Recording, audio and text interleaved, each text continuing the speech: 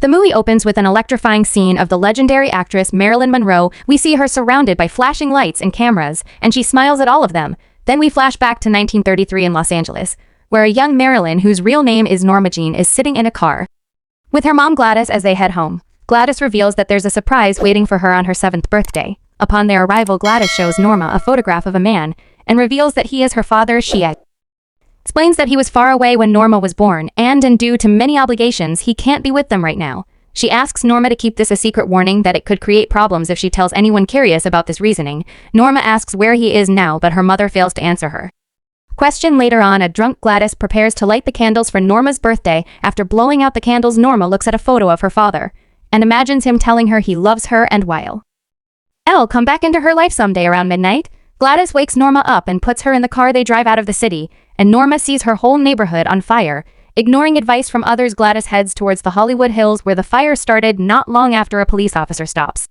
them and advises Gladys to return home away from the approaching fire. Gladys explains that they've received an invitation to a fireproof mansion in the upscale part of town. She hesitates to reveal the owner's name, but mentions he's a significant figure and Norma's father. However, the officer demands they turn around and threatens to arrest her if she doesn't comply. Reluctantly, Gladys turns the car around, and a confused Norma asks why her father hasn't visited her if he's been around all this time. However, her intoxicated mother gets angry and lands a few uppercut shots. Upon their return home, Gladys undresses herself and does the same to Norma. She prepares a bath, but makes the water burning hot. Norma pleads and cries that it's too hot, but her mother forces her into the boiling water and tries to drown her. However, moments later, Gladys suddenly regrets her actions and releases Norma. She then begins to shout, blaming Norma for the rejection by her lover. She believes that if Norma had never been born, her lover would surely have married her. Terrified, Norma rushes out and frantically knocks at her neighbor's doors, seeking help for her mother. A kind woman named Miss Flynn opens her door and takes Norma in. She then notices Gladys still naked, who quickly closes the door to her own home. Miss Flynn then comforts Norma, assuring her that she'll be safe there. A few days later, Miss Flynn informs Norma that her mother's now stable and she can visit her in hospital. Overjoyed by the news, Norma eagerly packs a suitcase to leave. However, a while later, Norma realizes they're not going to the hospital, but have arrived at an orphanage. Miss Flynn, with a heavy heart, pleads for Norma's forgiveness, while explaining that there's no other option because her mother's very abusive and unstable. Norma starts crying and insists she's not an orphan since her parents are still alive. Despite her protests, Miss Flynn eventually leads her inside the orphanage. The scene then shifts to the early 1940s, where Norma's grown up into a beautiful woman. She's working as a model for magazines and calendars while diligently attending acting classes. During this time, she adopts the name Marilyn Monroe and secures a meeting with a producer of a major studio there. She tries to read her script, but the man stops her and ends up taking advantage of her. After this incident, she eventually lands her first acting role without the need for auditions. From there, her career takes off and she soon becomes a celebrated and iconic figure in the world of entertainment. One day, Norma goes to visit her mother at the mental facility. Though they haven't seen each other in over a decade, upon seeing her, Norma gets very emotional and hugs her with tears, while Gladys remains unresponsive. Afterward, Norma tells her that she makes a living as a model and proudly shows her mother the photos and magazines featuring her. She recalls Gladys saying that her father used to work in the studio around 1925, so she looked into him but found nothing. But suddenly Gladys screams at her, asking who she really is, and claims she's waiting for her real daughter. In the year 1952, Norma befriends two renowned actors, Cass Chaplin and Eddie Robinson, both of whom are the sons of famous fathers. During a piano playing session, we see Cass dancing with Norma while Edward continues to play. The scene then shifts to a bedroom where Cass and Edward strip in front of Norma while talking about how they've done adult films. They admire Norma's body and discuss how their bodies aren't supposed to be hidden, but rather to be celebrated. Cass briefly complains about how his father, Charlie Chaplin's fame, has overshadowed his own identity. He shares that he found his true self when he looked into the mirror and urges Norma to do the same to discover her own identity. After this, the three of them sleep together and begin a relationship. During a movie premiere, we see Cass and Eddie pleasuring Norma in a theater. The tabloids catch wind of their three-way relationship, making it front-page news. Therefore, Norma's agent advises her to keep her distance from Cassetti in public and to be discreet. During private moments, Norma tries to convince them that it isn't fair because she genuinely loves them. However, her agent warns that having two lovers could negatively impact her career. After a few days, Norma discovers that she's pregnant and gets very excited. She tells her doctor that she wants to keep the baby and rushes to meet Cass and Eddie. They meet in a restaurant where Norma tells them the good news. The guys are taken off guard, but realizing that it makes Norma happy, they cherish the moment. The three of them then decide to spend the night having fun. On the way, they come across a massive cutout of Norma, and they stop to celebrate her. The following day, Norma calls her agent and informs them that she'll be unable to work on her next film, her agent shocked by this confession, and asks why, but she doesn't provide a clear reason later as Norma bathes her mother. She asks her if she'd like to be a grandmother, but her mother seems uninterested. Norma reminisces about how Gladys had a baby without being married and commends her for the courage to keep her. She thanks Gladys for not getting rid of her and accepts that whatever she is now is because of her. However, as she says this, she also recalls all the times Gladys ate her following that Norma visits the doctor, who tells her that Gladys may never recover. She then nervously asks the doctor if it's genetic. Norma is afraid that she'll end up like her mother, and the doctor, surprised by her question, and is at a loss for words the next day, fearing that she might become abusive like her mom.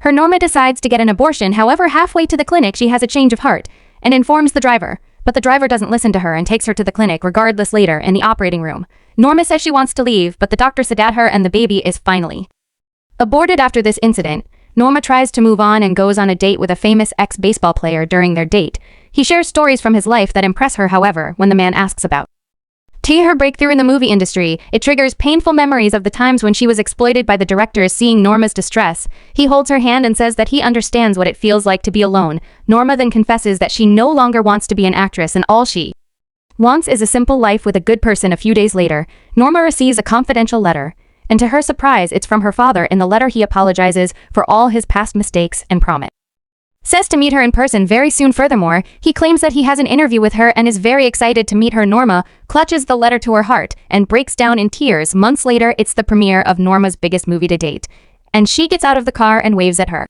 fans. Later, one of the paparazzi informs her that someone special will be waiting for her in her hotel room that night, so she assumes that it must be her father. Afterward, as the movie ends, the entire crowd gives her a standing ovation. However, Norma believes that the person on the screen is not her and feels guilty that she had to give up her baby for this. Following the premiere, Norma hurries to her hotel suite with high hopes of meeting her father. To her surprise, she finds her baseball star boyfriend waiting for her. The man approaches her and gets down on one knee to propose to her. He promises to take her away from all this and protect her from the predators hounding her, though hesitant. Norma eventually says yes, and the two of them kiss each other. Not long after, the couple got married and started their life together. In the next scene, Norma's genuinely excited and shares her poems with her husband. However, he doesn't seem interested at all, which kind of hurts her feelings. One day they go to meet his Italian family, and Norma's unfamiliar with their culture. As a result, his family mocks her with subtle gestures and laughs, making her feel humiliated. One day, Kassan Eda meet Norma's husband and hand him an envelope containing naked photos they took of Norma in the old days. They laugh and advise them that these negatives should be kept secret because they might land in the hands of the wrong people. When he arrives home, the man gets furious about the images and immediately slaps Norma, asking her if she's just a piece of flesh. Norma immediately apologizes to him, and the baseball stud asks her to quit her new film. Norma claims that this is her life and she has to act even if she doesn't want to. In response, the man asks her to demand that she be given more serious roles, and Norma agrees and promises to do so. In the next scene, we see Norma on a movie set, once again portraying the typical role of a naive and dumb blonde. Towards the end, she jumps onto a subway and a gust of wind from below lifts her skirts, exposing her undergarments. The crowd cheers and congratulates her, taking many photos to remember the moment. However, in the background, her husband watches with anger and disapproval. After a tiring day, Norma returns home and calls out to her husband, but he suddenly attacks her. He degrades her and calls her all sorts of names while questioning if she's proud of herself. Norma pleads and weeps, explaining that she was cursed into the situation, but her husband doesn't listen to her. He just hits her and beats her up all night with his belt and whatever else he can find. A few days later, Norma receives another letter from her father. In the letter, he says that he couldn't bring himself to watch her new movie because the advertising had featured private parts of her body, and he didn't want to see his daughter in that light. He says he's feeling saddened by Norman's divorce from her husband, but he's relieved that there was no children to witness the painful separation.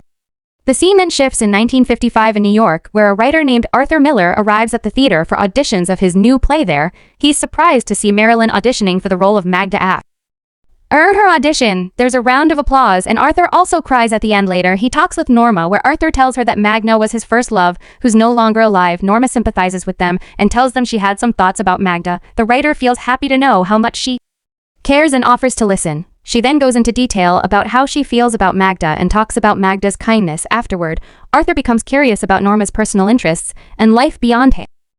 Her public image? He asks if she has a name other than Marilyn, which makes her very happy. For the first time, someone's interested in learning more about her. Rather than just sleeping with her, the two begin laughing together, and he asks if he can call her his Magda, and Norma agrees. After this, Norma and Arthur start dating, and soon after they have a very intimate wedding. Then they decide to live in a cozy house away from the hustle of the city. The couple take walks hand in hand and play on the beach together. Eventually, Norma becomes pregnant again, and she's very happy. She's thankful for their seemingly perfect life, and Arthur's also overjoyed to have a baby along the way. One day, Norma searches for Arthur around the house and eventually enters his study. She then looks at his writings, but taken back when she discovers his new creation, which is about her. She's distraught because Arthur had promised not to write about her, and he seems to have broken the promise so quickly. Norma's world feels like it's crashing down again, so she confronts Arthur. She pleads with him not to do this because she has no desire to return to being Marilyn again. Days later, some of Arthur's friends visit the couple and share that Norma is a genuinely kind and highly intellectual person. Arthur appreciates their praise and returns to the house. Inside, he finds Norma feeling anxious and asks why she's not coming to the beach with them.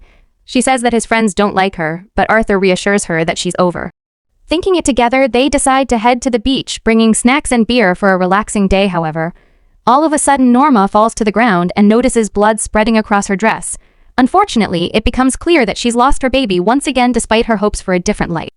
Norma's life doesn't change. She finds herself in the same spotlight, with people constantly pushing and grabbing at her wherever she goes. During one of her film scenes, Norma sings a beautiful song, but soon she realizes the song is filled with indirect jokes aimed at her. This causes her to lose her temper, and she screams at the director. He then takes her from the set and tries to calm her down with a sedative. Meanwhile, Arthur's also left wondering how we can help her because she's growing increasingly distant and self-destructive due to the drugs. One day, Norma receives a letter from her father expressing condolence for the loss of her child and says he'll contact her soon. Disturbed by the same stupid letter and while under the influence of drugs, Norma gets into a car accident. Although she somehow manages to make it back home, she's in a confused and disoriented state to the point that she doesn't even recognize Arthur. Later, she receives a call from a film shoot asking if she can come that day, but Norma responds by cursing at them and then hides the phone away in a drawer. The scene then shifts to 1962, where Norma's drug addiction has escalated to the point where she relies on them to herself. Down by this time, she's also divorced Arthur Miller. The tragic thing is that she still hasn't met her father, and all she's received are letters of fake consolations and false promises of meeting soon. One day, while on a plane, Norma becomes severely dizzy and throws up when they arrive in New York. She struggles to stand up, and a stewardess comes to her aid outside. Two men escorted to a car, and on the way she tells them that there's nothing inappropriate between her and President Kennedy, and that their connection is purely a meeting of souls. The men that give her a return ticket to Los Angeles for that night, claiming that the president's plans have changed and he'll be unable to stay later in a hotel. They practically drag her into a room where she changes and gets ready. After this, Norma goes to see President Kennedy, who's lying half naked and talking on the phone. She gets worried about his well-being and asks if there's anything she can do to make him feel better. But then he asks Norma to pleasure him while he continues to talk on the phone. After she's finished, Norma tells the president how wonderful he is and assures them that she doesn't care how many women he sleeps with. But before she can finish speaking, he grips her tightly and becomes intimate with her. In the end, Norma passes out once again, intoxicated and under the influence of drugs. The president then leaves her in that condition, and the guards drag her away. In the following days, Norma's mental state continues to deteriorate, and she experiences more and more hallucinations. One day, she begins to feel that she's pregnant again when she touches her breasts at night. She has a disturbing dream in which she finds herself back in the operating room, undergoing an abortion similar to the first time. Although Norma reassures herself that it's just a dream, when she wakes up, her body is covered in blood. Meanwhile, her phone constantly rings, but she rarely answers it anymore. Her father also keeps sending her letters, and in one of them he tells Norma that he wants to see her, but the guilt is too much for him. One day, Norma receives a call from Eddie and is informed that Cass has tragically passed away from choking on his own vomit. Eddie sobs on the phone and informs her that Cass left a memento for her. Norma cries as well and says she doesn't want it, but Eddie insists that he'll send it to her by delivery. The next day, Norma receives a parcel at her home. She's really nervous as she takes it inside her house. Upon opening it, she finds a toy tiger much like the one she had as a child. Norma then tightly embraces the doll and begins to cry. Beneath the toy, she discovers a letter, and when she reads it, it shocks her to the core. It turns out that all these years, it was Cass who was writing those letters, pretending to be her father. In reality, her father had never made contact, and he's not even aware of her existence. Faced with this painful truth, Norma rushes outside and starts screaming in pain. To calm herself down, she takes a large amount of pills and drinks alcohol. In the final scene, Norma lies in her bed and tries to pick up the phone to call someone, but she's unable to do so. As she takes her last breath, she hears her mother's voice and sees a vision of her father surrounded by stars and the brilliant lights of fireworks.